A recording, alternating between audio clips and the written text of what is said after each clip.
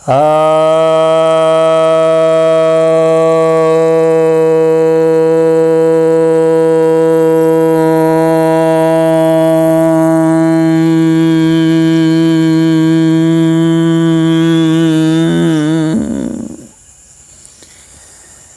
भक्तजनों को सप्रेम नमन।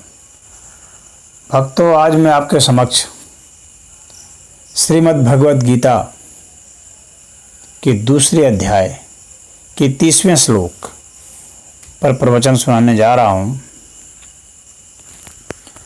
भगवान कहते हैं, श्री भगवान उवाच, देहि नित्यं मावध्योऽहं देहे सर्वस्य भारत, तस्मात् सर्वाणि भूतानि न त्वं शोचितुम् अर्हसि। अर्थात, हे भारत, यह शरीर में जो देही है यानी आत्मा, यह कभी भी वध नहीं किया जा सकता है। इसलिए तुम्हें किसी भी जीव के लिए शोक करने की कोई आवश्यकता नहीं है। तो भगवान ने यहाँ पर देही शब्द का प्रयोग किया है, तो आत्मा शब्द का प्रयोग नहीं किया है, क्योंकि भगवान यहाँ देह और देह से भिन्न जो सत्ता है उसकी भिन्नता दिखलाना चाहते हैं। और आत्मा, परमात्मा, जीव, ब्रह्म और माया,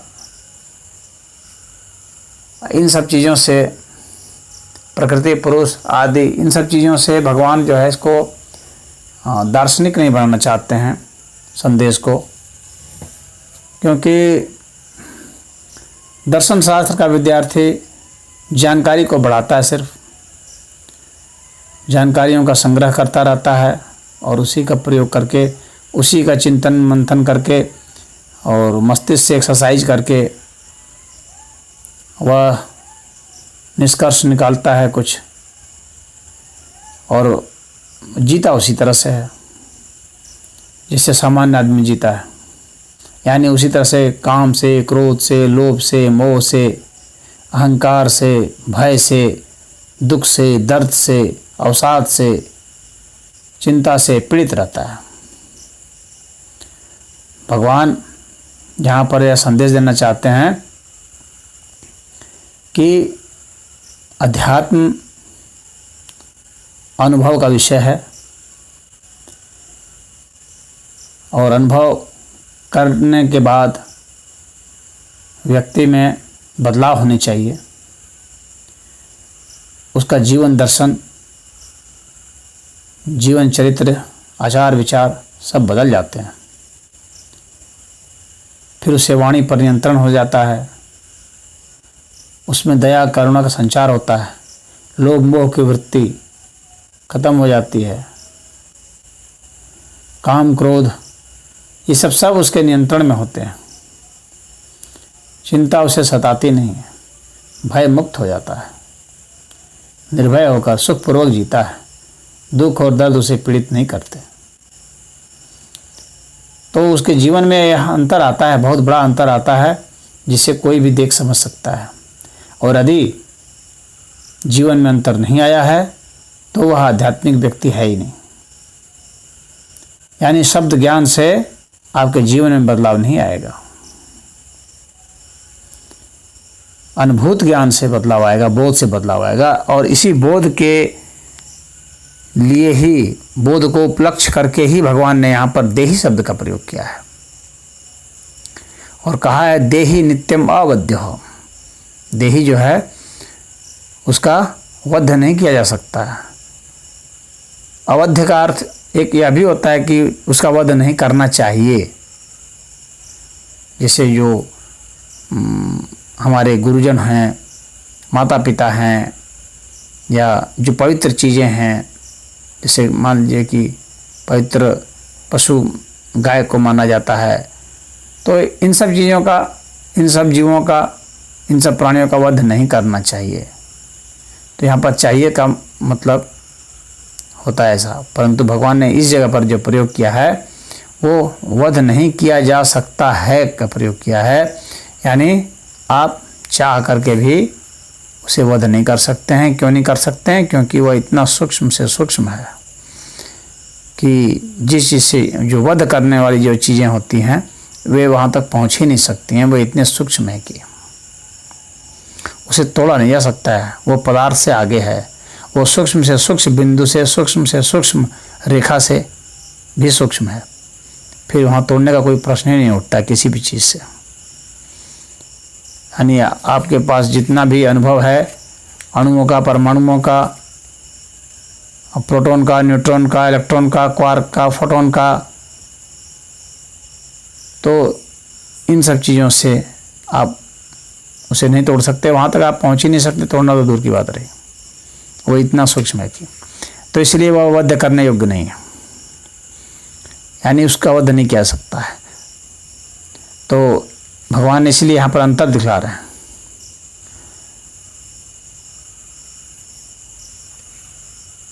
कह रहे हैं कि देहे सर्वस्व भारत। तो हे अर्जुन, जो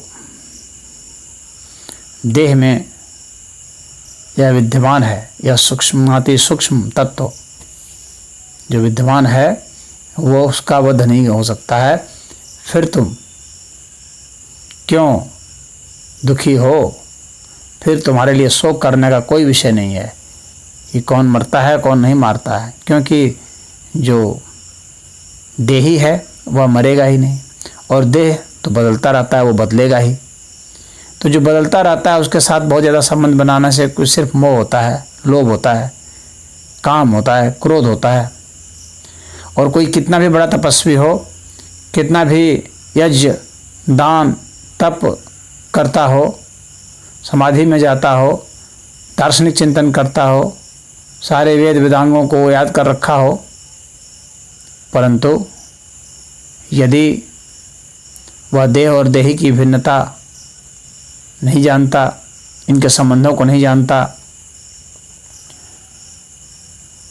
तो फिर वह शरीर के साथ मोहग्रस्त हो ही जाता है, शरीर के साथ संबंध मान लेता है। और ऐसी स्थिति में ये सब जो षड विकार हैं उसके दूर नहीं होते और उन विकारों से ग्रस्त होकर वो इंद्रियों के वशीभूत होकर के जीता है, दुख और संताप में जीता है, क्रोध और चुगली और ईर्ष्या में जीता है, राग और द्वेष में जीता है। तो क्षुद्रता में जीना उसके लिए एक अवश्यंभावी स्थिति बन जाती है। तो इसलिए भगवान कहते हैं कि देही जो है वो अवध्य है, उसका वध नहीं हो सकता है। तो तुम्हें किसी भी प्राणी के लिए शोक करने की कोई आवश्यकता नहीं है। सभी प्राणी में बदलाव होते हैं, उसका शरीर बदलता रहता है और बदलेगा ही, उसमें कोई रोक नहीं सकता और रोकने की कोशिश करना निरर्थक है और उसके ऊपर शोक करना भी निरर्थक है। यह तो बदलता ही रहेगा और इसके भिन्न भिन्न रूप होंगे। तो जो अबदलाव की स्थिति है, इस बदलाव में हर चीज़ जो बदलती है उसमें एक अबदलाव की स्थिति भी होती है, क्योंकि वो अपने अस्तित्वगत मामले में तो है ही है, यानी उसका ऊपर का जो सतह है वह बदल रहा है, लेकिन वो उसका भीतर का जो सूक्ष्माति सूक्ष्म तत्व है वह तो अपने होने की स्थिति में है ही है। इसलिए कोई भी चीज़ बदलती अवश्य है, नष्ट नहीं हो सकती। इसी से प्रमाणित होता है कि कोई चीज़ शाश्वत है।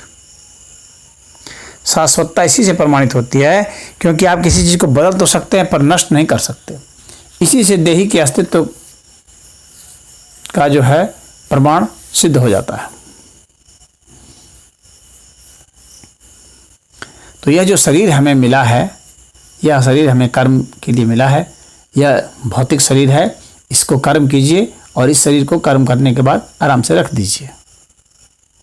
इस शरीर के साथ न लगाव कीजिए न दुराव कीजिए, न प्रेम कीजिए न घृणा कीजिए। न इससे मोह करें ना द्रोह करें। तो अगर ऐसा संबंध हम रखेंगे तो इस शरीर की वास्तविकता को हम समझेंगे, और जब हम वास्तविकता को समझेंगे तो मोहग्रस्त नहीं होंगे। तब हम समझेंगे कि मैं शरीर नहीं हूं।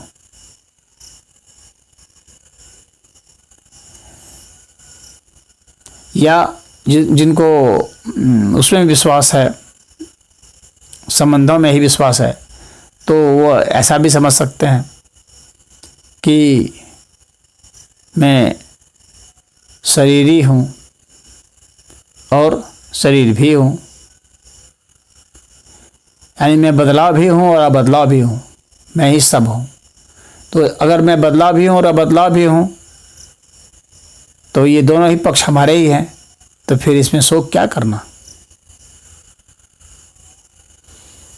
तो इस तरह से भगवान अर्जुन को यह उपदेश देते हैं कि शोक करने का तुम्हारे लिए कोई विषय नहीं है, तुम अपने कर्तव्य कर्म पर लगे रहो और युद्ध करो।